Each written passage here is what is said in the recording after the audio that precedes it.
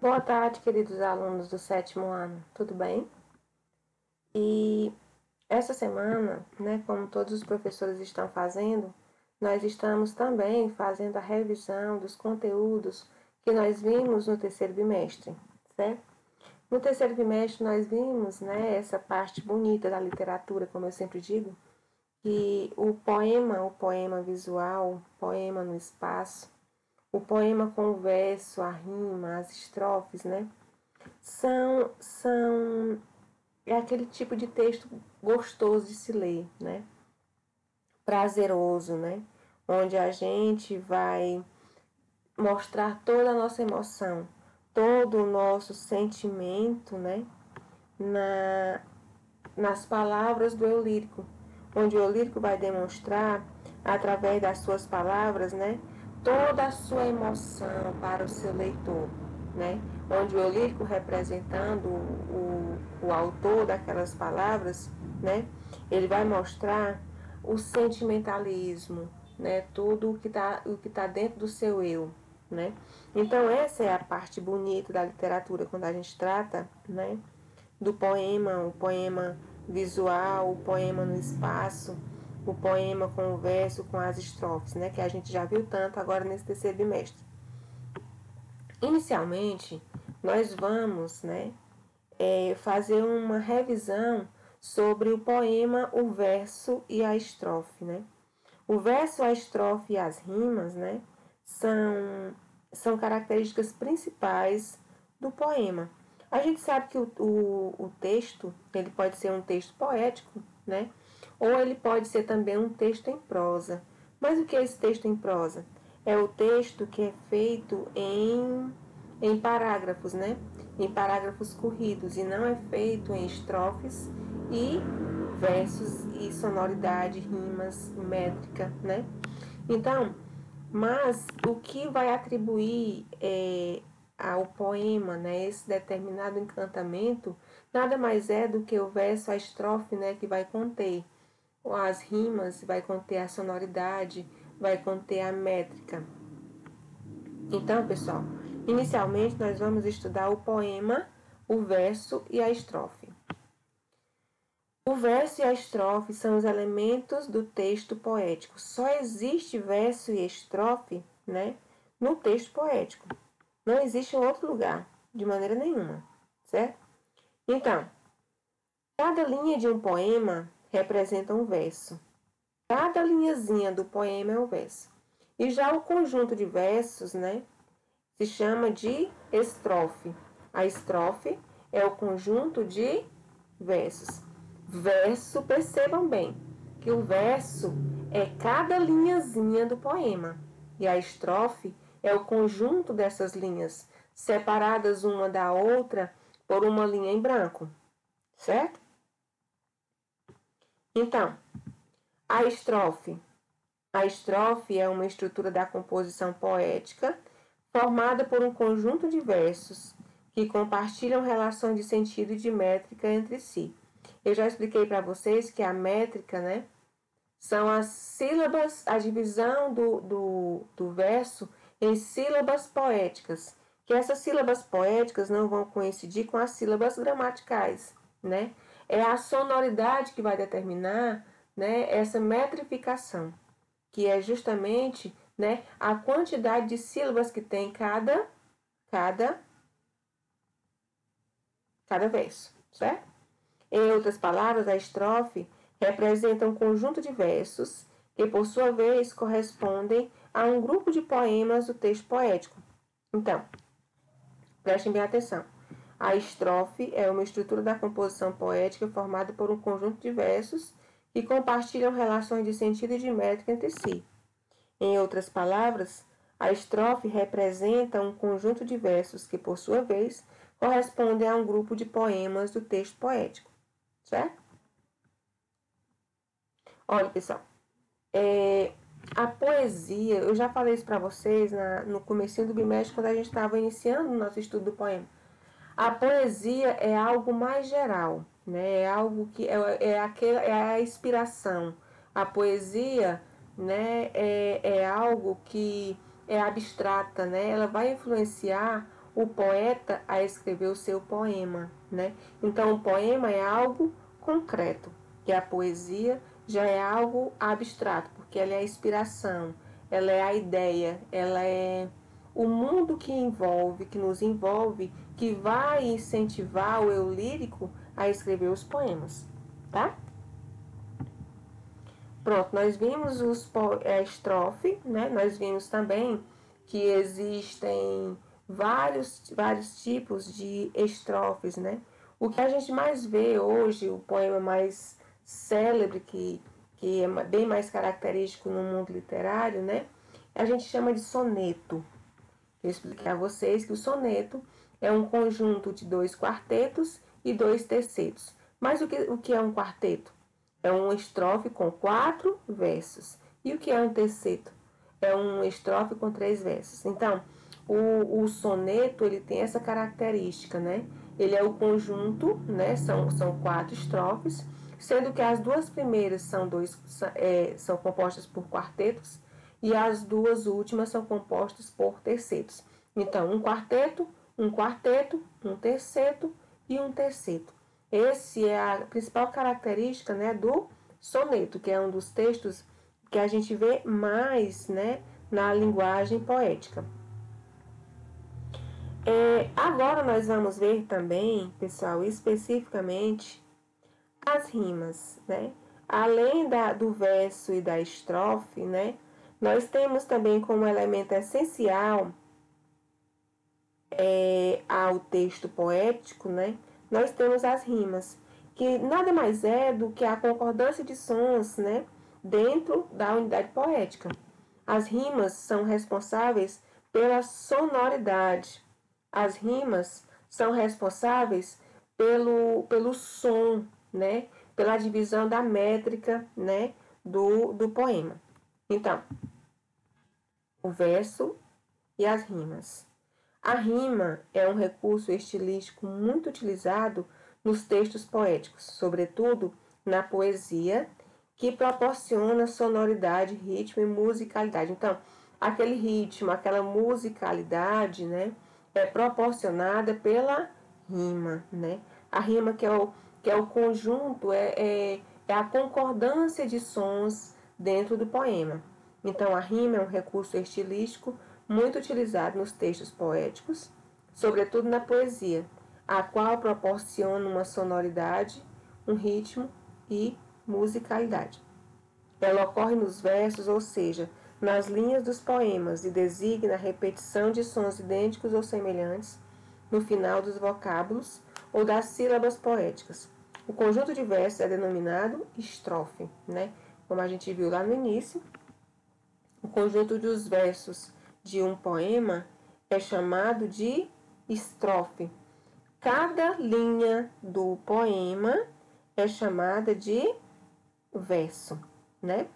Como a gente viu, o soneto, né, que é uma das... Eu falo muito do soneto porque o soneto é uma das principais características da poesia, né? Que é um texto, né, bem característico com 12 versos. Sendo que o primeiro verso, a primeira estrofe tem 4 versos, a segunda estrofe tem 4 versos, a terceira estrofe tem 3 versos e a quarta estrofe 3 versos também. A rima, então repetindo, a rima é um recurso estilístico muito utilizado nos textos poéticos, sobretudo na poesia, a qual proporciona sonoridade, ritmo e musicalidade. Ela ocorre nos versos, ou seja, nas linhas dos poemas, e designa a repetição de sons idênticos ou semelhantes no final dos vocábulos ou das sílabas poéticas. O conjunto de versos é chamado de estrofe, certo? E as rimas, né? Os versos que compõem os textos poéticos e que não apresentam rimas são chamados de versos brancos ou versos soltos. Pessoal, lembram que lá na nossa prova de literatura eu coloquei para vocês assim, como são chamados, né? Como são chamados os versos, né? Dos poemas que não têm rimas. Aí eu coloquei várias opções lá, né? Sendo que a a correta seria versos brancos. Pessoal, vocês acreditam que várias pessoas erraram essa questão? É porque não presta atenção nas aulas, né? Preste atenção, isso aqui é pergunta de prova. Os versos que compõem os textos poéticos e que não apresentam rimas são chamados de versos brancos ou versos soltos. Podem ser brancos ou soltos. O poema Em Linha Reta, do escritor português Fernando Pessoa, é um exemplo disso, uma vez que seus versos não rimam entre si. Nunca conheci quem tivesse levado porrada, todos os meus conhecidos têm sido campeões em tudo. E eu tantas vezes reles, tantas vezes porco, tantas vezes vil. Eu tantas vezes irrespondivelmente parasita, indesculpavelmente sujo. Então percebam que aqui, pessoal, né? Nesse poema Em Linha Reta de Fernando Pessoa, vocês podem perceber que aqui não há a presença de rimas, né? Então esse tipo de poema, ele é conhecido como verso, ele é conhecido como versos brancos, certo? São versos que não rimam entre si, versos brancos ou versos soltos. Veja a seguir a denominação das combinações rítmicas existentes. As rimas emparelhadas, certo? Elas ficam em parelhas, né, em duplas. Quando se sucedem de duas a duas. A, B, B. O que é A? A, a primeira linha, A, a segunda linha, B, a terceira linha e B, a quarta linha. Então, vagueio campos noturnos, muros soturnos, paredes de solidão sufocam minha canção. Então, percebam que o primeiro verso rima com o segundo e o terceiro rima com o quarto verso, certo? Esse poema é de Ferreira Goulart. Olha, vagueio campos noturnos, muros soturnos. Primeiro com o segundo. Paredes de solidão sufocam minha canção. Terceiro com o quarto verso. Rimas alternadas, ou seja, que vão alternando entre uma e outra, né? Quando de um lado rimam os versos ímpares, o primeiro com o terceiro e o segundo com o quarto, né? E assim por diante. Os versos pares são AB, AB. Minha desgraça não é ser poeta, nem na terra de amor não ter um eco. É meu anjo de Deus, o meu planeta, tratar-me como tratar-se um boneco. Então percebam que o primeiro verso rima com o terceiro verso, segundo verso rima com o quarto verso, certo? Então essas rimas aqui são chamadas de rimas alternadas, certo? Existem as rimas opostas ou interpoladas. São assim, pessoal, eu coloquei esse conteúdo aqui porque lá no livro de vocês não explica o nome dessas rimas. E como a gente está estudando essas rimas, né? Eu achei a necessidade da gente conceituar esses tipos de rimas, certo? Lá no livro de vocês não tem. Eu quero que quando vocês forem estudar para a nossa global, que vocês estudem aqui também por essa videoaula que eu estou mostrando para vocês, que é a revisão de tudo que a gente viu no bimestre, tá bom? Vocês estudando por essa videoaula e pelo livro também, certo? Pelos exercícios do livro e por essa videoaula, então vocês vão conseguir fazer uma boa prova. Então, as rimas opostas ou interpoladas. Quando o primeiro verso rima com o quarto e o segundo com o terceiro verso. Observem, olha. O primeiro com o quarto e o segundo com o terceiro. Primeiro com o quarto verso e o segundo com o terceiro verso. Então, as rimas opostas, olha, verifique que elas só com oposição aqui, tá? Uma oposição ou interpoladas. Quando o primeiro verso rima com o quarto e o segundo com o terceiro verso. Então, relíquia íntima. A gente tem esse exemplo aqui de um poema de Machado de Assis, né? Que tem essas rimas interpoladas. Ilustríssimo, caro e velho amigo, saberás que por um motivo urgente, na quinta-feira 9 do corrente, preciso muito de falar contigo. Percebam, olha, que a sonoridade vai ser provocada pela combinação de rimas do primeiro com o quarto e do segundo, olha, do primeiro com o quarto verso e do segundo com o terceiro verso. Então, são rimas interpoladas ou opostas. Ilustríssimo caro e velho amigo, saberás que por um motivo urgente, na quinta-feira 9 do corrente, preciso muito de falar contigo. Olha, a coincidência de sons no final do verso do primeiro com o quarto, do segundo com o terceiro. Esse poema é de Machado de Assis. Nós temos ainda as rimas encadeadas, né? As rimas encadeadas, quando o primeiro verso rima com o terceiro, o segundo com o quarto e com o sexto. Olha, o primeiro verso rima com o terceiro, o segundo com o quarto, certo? E com o sexto.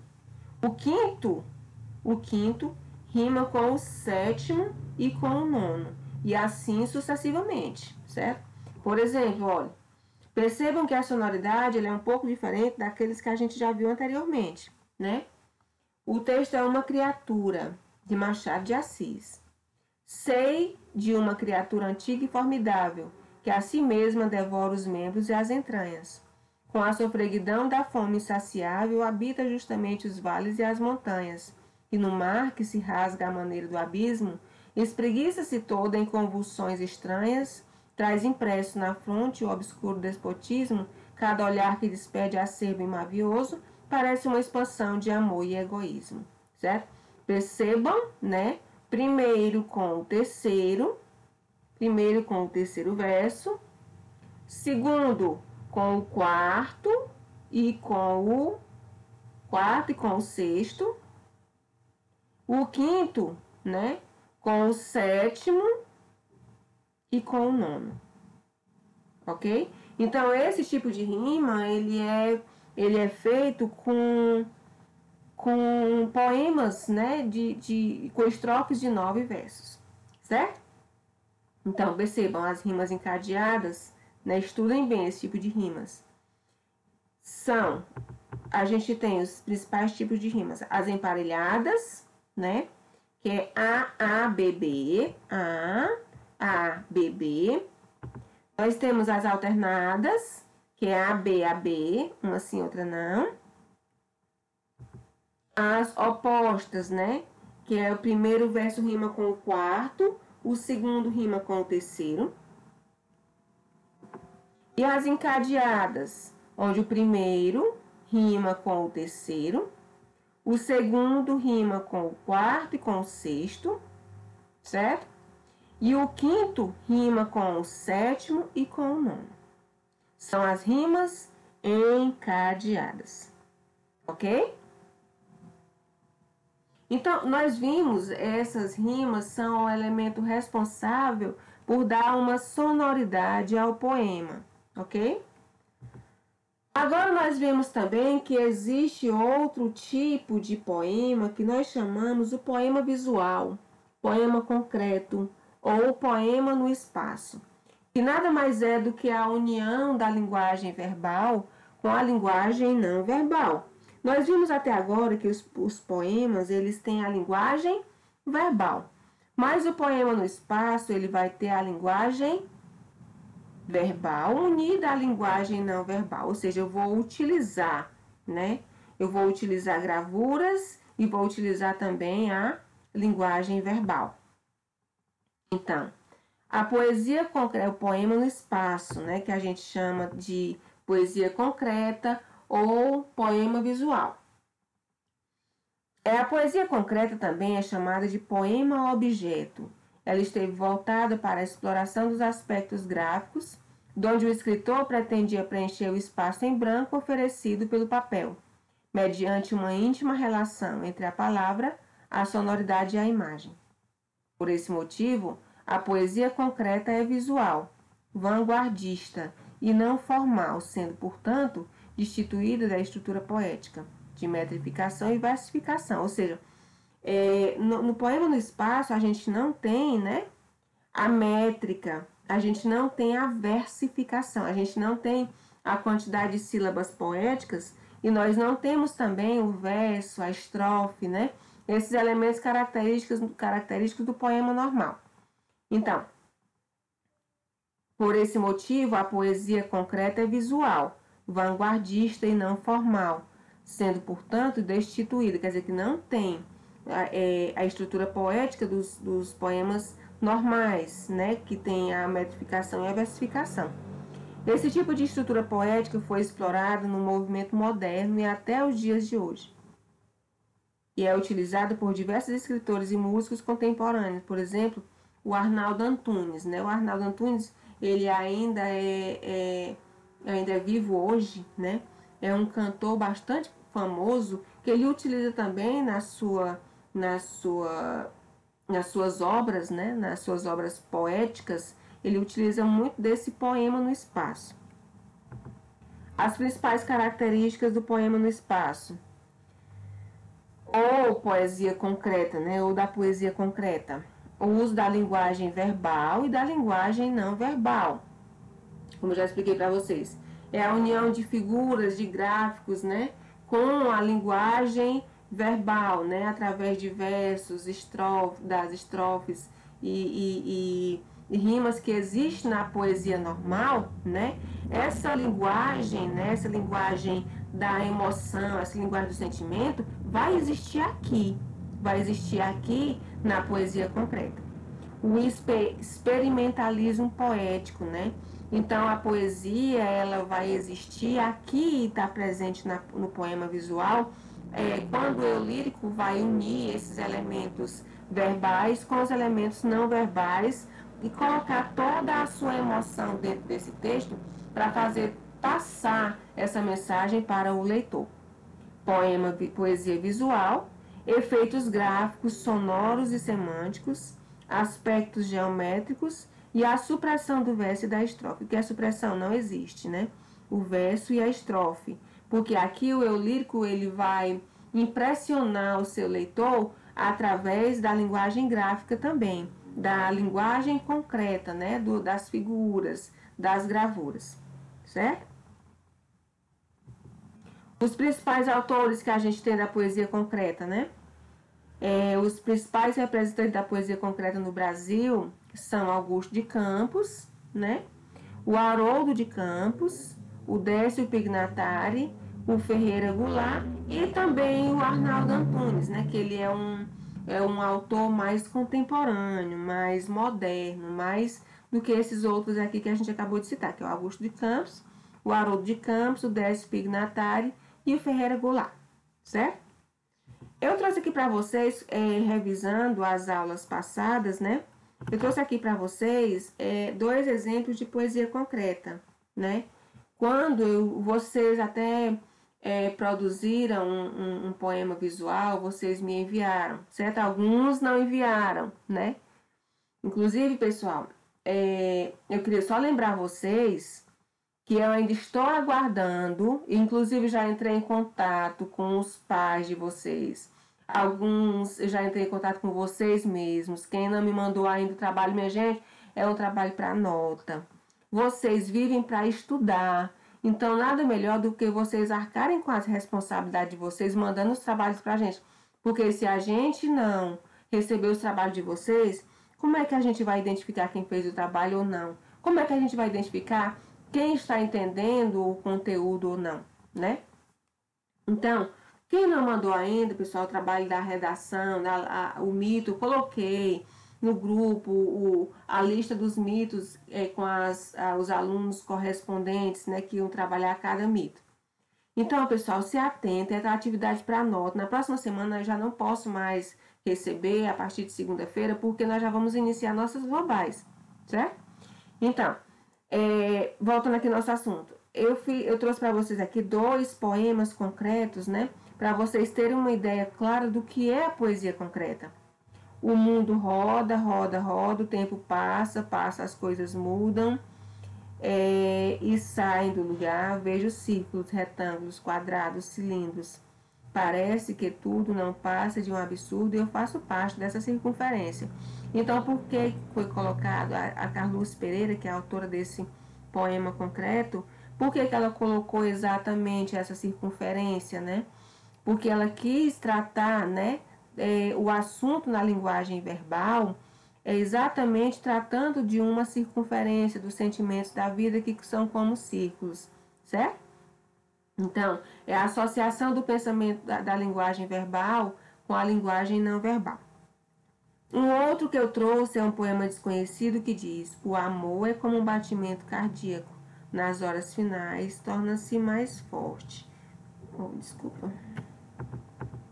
Então, por que aqui eu coloquei... Por que aqui eu trouxe esse poema para vocês? Porque a gente não associa o sentimento do amor a um coração, a um batimento cardíaco, não é isso? Então, percebam que aqui vocês veem uma espécie de batimento cardíaco. Opa! Uma espécie de batimento cardíaco no formato de um coração. Então, tudo está se associando, né, à linguagem verbal com a linguagem não verbal. Ok? Nós vimos também a intertextualidade, né? A intertextualidade que nada mais é do que a ligação lógica entre as ideias de dois ou mais textos, né? É a influência que um texto vai ter sobre outro, né? Ou seja, eu vou tratar de um texto, mas eu sabendo que aquele texto já foi tratado por alguém, então eu vou ter esse texto como base. Então, a intertextualidade nada mais é do que a influência ou relação entre dois ou mais textos, analisando as referências existentes entre eles. Tais referências podem ser notadas de formas explícitas ou implícitas e representadas sob diferentes formas, sejam elas auditivas, visuais ou escritas. Em outras palavras, a intertextualidade é uma espécie de diálogo entre a construção visível do conteúdo, forma ou ambos. A intertextualidade é verificada em músicas, propagandas publicitárias, artes plásticas, dança, entre outras manifestações. A vantagem da intertextualidade, desde que utilizada da forma correta, é o enriquecimento textual, por explorar o tema tratado de forma mais aprofundada. Ademais, serve para comemorar algum acontecimento, relatar um fato histórico, descrever a cultura de um povo ou de uma personalidade. Então, o que é a intertextualidade, que eu já expliquei para vocês? É a influência que um texto vai ter sobre outro, certo? Nós vimos, né, até a canção do exílio, né? Nessa terra tem palmeiras onde cantam sabiá, as aves que aqui gorjeiam, não gorjeiam como lá. Então, com base nesse texto, né, vários autores, né, fizeram produções de textos semelhantes a esse texto da Canção do Exílio. Não só ele, como vários e vários outros, né, que tiveram influência para outros textos. Ok? A intertextualidade implícita e a explícita. Como já viu, algo implícito é aquilo que está implícito, é aquele que está escondido. Ou seja, aquilo que existe, né? Mas ele não está sendo mostrado. E a explícita é aquela que está sendo mostrada, escancarada, né? A intertextualidade pode ser classificada conforme sua relação com o texto-fonte, isto é, se aparece de forma direta, explícita ou indireta, implícita. Veja mais detalhes. A intertextualidade implícita não é facilmente identificada pelos leitores, exigindo recorrer a conhecimentos prévios para compreender o conteúdo. Por isso, não estabelece a relação direta com o texto-fonte, nem elementos que o identifiquem, ou seja, ela não tem uma relação direta, né, com o texto que está sendo que está sendo trabalhado, né? Mas para que as pessoas conheçam que essa intertextualidade implícita existe, né? Essas pessoas precisam ter um estudo de mundo, né? E saber que aquele texto se baseia em outro. E a intertextualidade explícita, os leitores identificam a intertextualidade de forma rápida por elementos e relação direta estabelecida com o texto-fonte. Não exige que haja dedução ou algum conhecimento prévio para a compreensão. Por quê? Porque ela está sendo totalmente mostrada, né? Então, quando eu falo da intertextualidade explícita, eu falo daquele tipo de texto, né, que ele é bem parecido com o texto base, né? E que por isso não vai precisar de um conhecimento prévio de quem está lendo para compreender esse texto, certo? Essa é a intertextualidade explícita. Eu trouxe aqui um exemplo de intertextualidade, certo? É a música Monte Castelo, do grupo Legião Urbana, como eu já tinha mostrado para vocês na aula passada, que cita Camões, os sonetos de Camões, né, e a Bíblia, que é o Coríntios, capítulo 8, capítulo 13. Trecho bíblico. O trecho da Bíblia que foi baseado, né, é esse. Ainda que eu fale a língua dos homens e dos anjos, se não tiver amor, serei como o signo que ressoa ou como o prato que retine. O amor é paciente, o amor é bondoso, não inveja, não se vangloria e não se orgulha.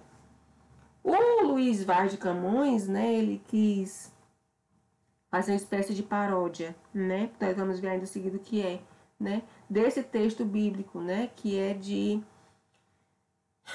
de Coríntios, capítulo 13.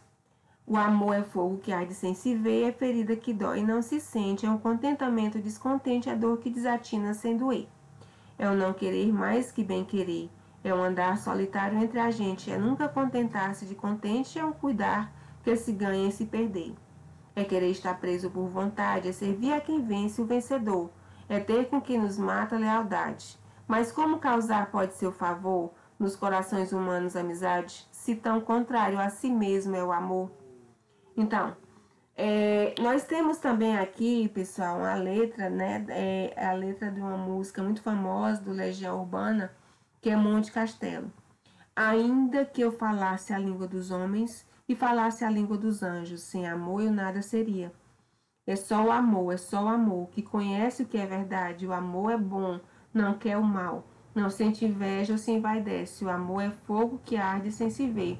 É ferida que dói e não se sente. É o contentamento descontente, a dor que desatina sem doer. Ainda que eu falasse a língua dos homens e falasse a língua dos anjos, sem amor eu nada seria. E é um não querer mais que bem querer, é o solitário andar por entre a gente. É um não contentar-se de contente, é o cuidar que se ganha e se perder. É o estar-se preso por vontade, é servir a quem vence o vencedor. É um ter com quem nos mata a lealdade, tão contrária a si é o mesmo amor. Estou acordado e todos dormem, todos dormem, todos dormem. Agora vejo em parte, mas então veremos face a face. É só o amor que conhece o que é verdade. Ainda que eu falasse a língua dos homens e falasse a língua dos anjos, sem amor eu nada seria. Percebam então que nós temos aqui uma intertextualidade explícita.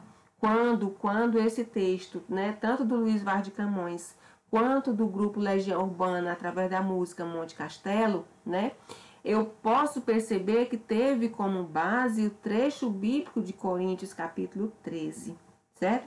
Então, isso aqui é uma intertextualidade explícita, porque quando eu vou fazer a leitura desses textos, eu identifico logo que ele teve como base, né, esse trecho bíblico. A paródia, né, é derivado do grego parodês, que significa canto ou poesia semelhante à outra. Trata-se de uma releitura cômica, geralmente envolvida por um caráter humorístico e irônico, que altera o sentido original, criando assim um novo. Então, é justamente isso. Eu vou ter como base, né, um texto novo. Eu vou ter como base um texto, vou fazer a produção de um texto novo, né?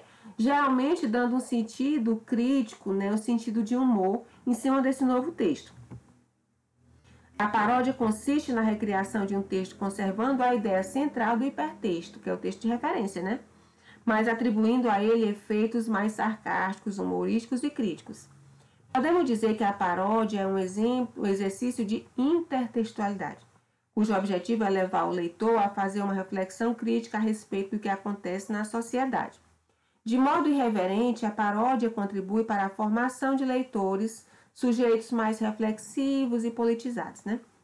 É possível observarmos de que maneira isso ocorre a partir, por exemplo, da paródia do poema Canção do Exílio, do poeta romântico Gonçalves Dias, que a gente vai ver daqui a pouco, escrita pelo apresentador de programa de televisão Jô Soares e intitulada Canção do Exílio às Avessas. Eu trouxe isso para vocês como é uma aula de revisão, né? Eu trouxe esses slides que a gente já havia visto, justamente para a gente fazer uma revisão dos conteúdos que a gente viu. A partir da leitura do poema de Gonçalves Dias e da paródia de Jô Soares, é possível observar que tanto Gonçalves Dias quanto Jô Soares procuraram apresentar o seu ponto de vista e deixar as suas impressões da realidade, dos acontecimentos de suas épocas, dos seus dias, do contexto político, social, cultural e filosófico. Aqui, pessoal, na próxima página nós vamos ver a Canção do Exílio, né, de Gonçalves Dias, e nós vamos ver também a paródia feita por Jô Soares. A Canção do Exílio diz assim, de Gonçalves Dias: minha terra tem palmeiras onde canta o sabiá, as aves que aqui gorjeiam não gorjeiam como lá. Nosso céu tem mais estrelas, nossas vasas têm mais flores, nossos bosques têm mais vida, nossa vida mais amores. Em cismar sozinho à noite, mais prazer encontro eu lá. Minha terra tem palmeiras onde canta o sabiá. Minha terra tem palmares, que tais não encontro eu cá. Em cismar sozinho à noite, mais prazer encontro eu lá. Minha terra tem palmeiras onde canta o sabiá. Não permita, Deus, que eu morra sem que eu volte para lá, sem que eu desfrute os primores que não encontro por cá, sem que ainda viste as palmeiras onde canta o sabiá. Aqui o Jô Soares, ele fez uma paródia em cima da Canção do Exílio, mas de uma maneira mais sarcástica, né? Mais humorística, mais crítica, né? Onde ele intitulou esse título de Canção do Exílio às Avessas. Diz assim: minha andinda tem cascatas onde canta o curió. Não permita, Deus, que eu tenha que voltar para Maceió. O meu céu tem mais estrelas, minha várzea tem mais cores. Esse bosque reduzido deve ter custado horrores. Minha andinda tem piscina, ali porto e tem jardim. Feito pelo Brasil, os gardens não foram pagos por mim. Em cismar sozinho à noite, sem gravata e paletó, olho aquelas cachoeiras onde canta o curió.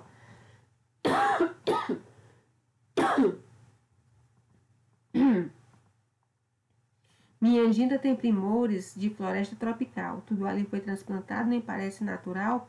Olho a jabuticabeira dos tempos da minha avó. Não permita, Deus, que eu tenha de voltar para Maceió. Finalmente, aqui na Dinda, sou tratada com de ló. Só faltava envolver tudo numa nuvem de ouro em pó. E depois de ser cuidado pelo PC com Sodó, não permita, Deus, que eu tenha de acabar no Chilindró. Percebam, né, que isso aqui também é um exemplo de intertextualidade explícita, né? Quando o leitor, ao ler esse texto, Canção do Exílio às Avessas de Jô Soares, ele vai logo identificar que essa Canção do Exílio às Avessas teve como base a Canção do Exílio, né, original de Gonçalves Dias, né? Sendo que é uma obra parodiada, ok?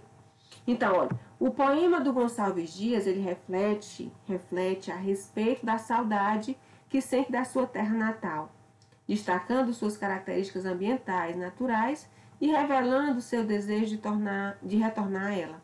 Nesse poema, o Gonçalves Dias, que se encontrava em Coimbra, em Portugal, cursando a Faculdade de Direito, reflete sobre as belezas da sua terra, no momento da recém-adquirida independência do Brasil em relação a Portugal. Certo? Percebam que esse poema é um poema já bem antigo, né? Enquanto que o Jô Soares, como é uma personalidade atual, ele parodiou, né? Ou seja, ele teve como base a Canção do Exílio, né? Então é um texto parodiado. A paródia de Jô Soares, entretanto, faz exatamente o contrário. Por meio da ironia, o eu lírico enaltece a região em que se encontra no presente e não deseja retornar à sua terra natal, Maceió. Jô Soares transforma a poesia de Gonçalves Dias em uma paródia na qual denuncia os escândalos políticos do ex-presidente da República, né? Como você pode observar, de modo crítico e bem-humorado, a paródia de Jô Soares reflete sobre os confortos, regalias e modernidades desfrutados devido ao cargo que o Fernando Collor ocupava e sobre o horror do eu lírico, que é o Fernando Collor, que ele sentia sobre voltar à sua terra natal, né? Então, pessoal, na aula de hoje nós vimos, né, o resumão do poema, o verso e a estrofe, o poema, as rimas e o poema visual, certo? Como aquele elemento onde o eu lírico vai transplantar toda a sua emoção para causar sentimentos e impressões, né, ao leitor, certo? Então, pessoal, quem não fez ainda o trabalho do reconto do mito na disciplina de redação Me enviem, pessoal, me enviem para vocês não ficarem sem notas, porque senão a nota de vocês não vai ficar legal, certo? Então, pessoal, nossa aula de hoje foi só. Fiquem com Deus, que Deus proteja cada um de nós e nossas famílias. Tchau, tchau.